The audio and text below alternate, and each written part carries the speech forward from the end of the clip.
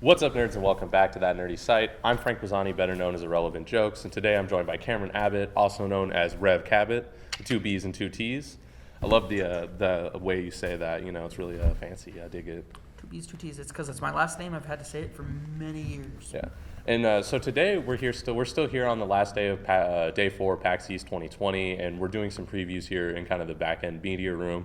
Now what we're going to kind of dive into on this one is a game I believe is called Wintermoor, right? Wintermoor Tactics Academy. And so we've talked about this a little bit here. I haven't played it, but Cameron played it, and he really enjoyed it. And so far from what he's been telling me, it sounds really interesting. So do you have kind of a soft pitch for kind of what the game is for people out there who may not know? Sure.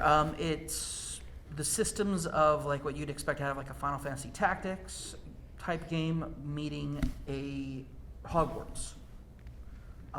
Where you basically have this boarding school up in the northeast of the United States. It is a boarding school and uniforms, the whole thing, and of course a big thing at any high school is the clubs.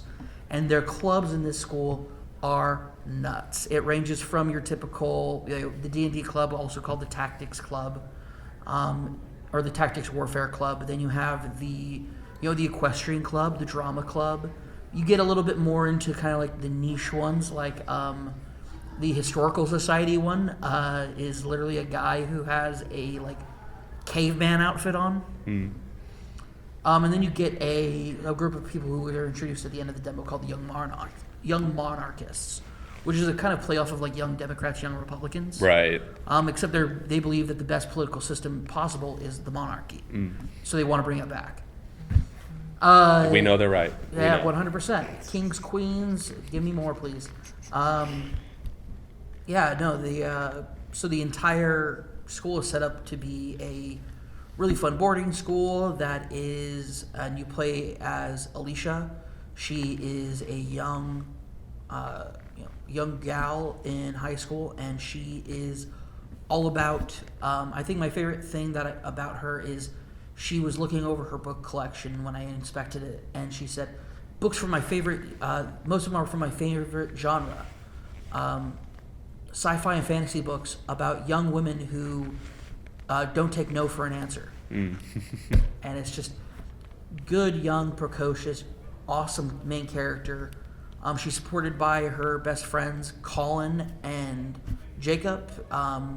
Colin is a bigger fellow, but at the same time keeps himself focused. And when you meet him, he's actually being bullied by jocks.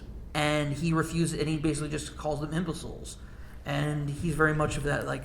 he's literally the bigger man. Like he's literally the bigger man. Yeah, like he's just like, no, I'm not even going to like play your game. Like, yeah, he basically insults their intelligence, and then like they have to get to sports or whatever. I don't know. Quidditch or whatever. Yeah, and then when you meet Jacob, Jacob is in the middle of spray painting a wall.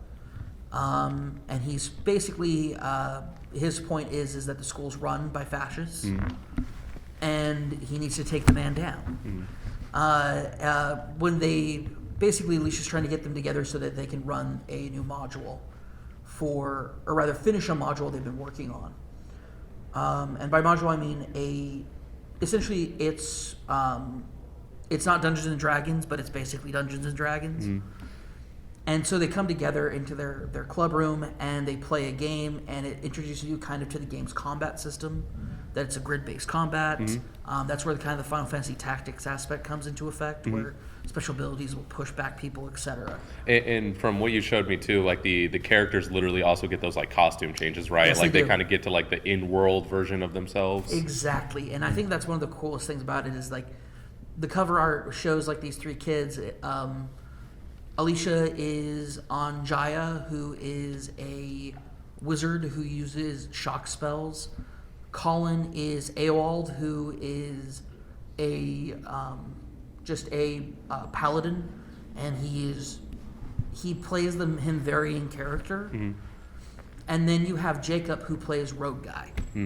Rogue Love that name. Guy. When I actually pronounced it, I'm like, I don't know how to pronounce this. So when I went up to the developer afterwards, I was like, and then he plays like Rogue And I was like, it looks like it's like Rogue and Guy / like slammed together, But like, surely he didn't just say rogue guy. Like, he probably put like some kind of like enunciation somewhere to like mix it up, because there's no way my DMs, when I try to do things like that, my DMs would never let me do that. Yeah. And nope, sure enough, it's just rogue guy. And so the three of them are fighting to get Anjaya's necklace back. And then from there, you get stopped, because you're called to all clubs are summoned to the auditorium, where you meet Principal Einfeld, and he is, when you look at the cup, I showed you a picture of him, right?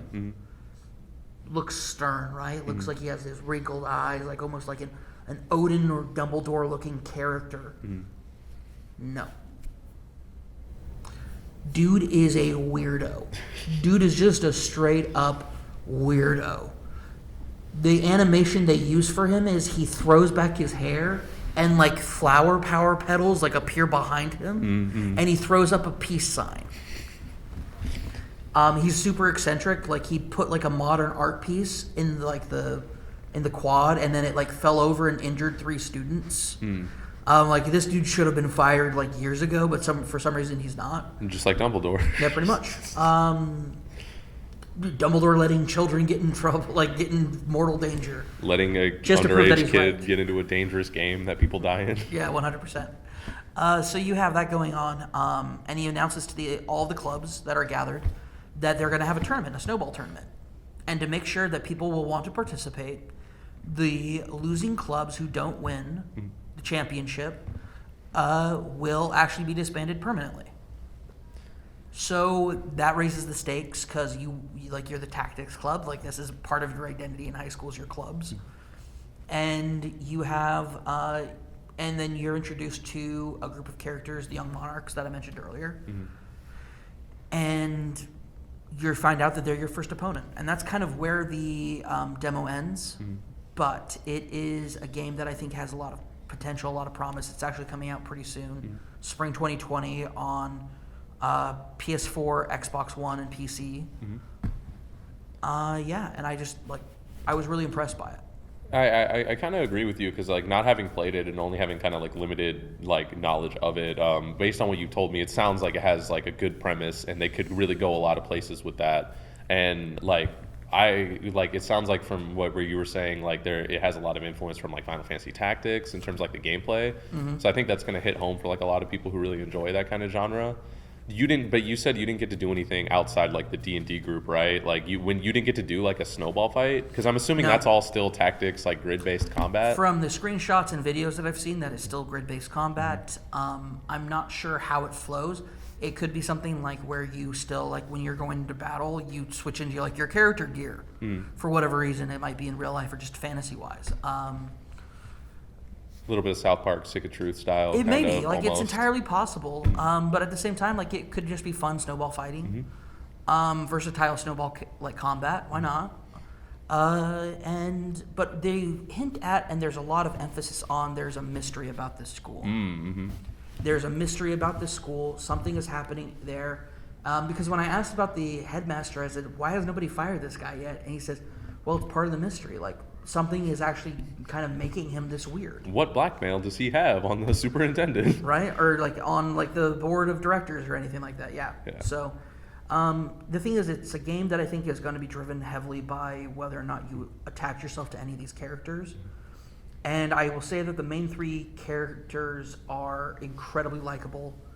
Colin and Jacob and Alicia are just, they're tight as thieves, and they're funny and witty, but at the same time, like, they're very present, and it's very cool to kind of see a game built off of kind of the idea of going to a boarding school. You think we'd see it more in video games, because you get it in Bully. Hogwarts is like an example I gave earlier, and like, you have all these different opportunities to create a really cool story at a boarding school, but it just rarely ever happens in games. So it's cool to see somebody kind of take up that mantle and try to run with it. Yeah, no, I definitely agree with that, and I'm looking forward to see how it turns out. And like you said, it comes out soon. Thank you for joining me here while we got to talk about it here on the last day of PAX. We only have a few hours left, but definitely check out thatnerdysite.com. We're going to have pretty much all the content on there, lots of written previews. And of course, you're probably watching this on youtube.com/thatnerdysite. So definitely subscribe and check out more. There's been a ton of PAX previews and interviews that have been going up all week. So stay nerdy and be good to each other. Later, nerds.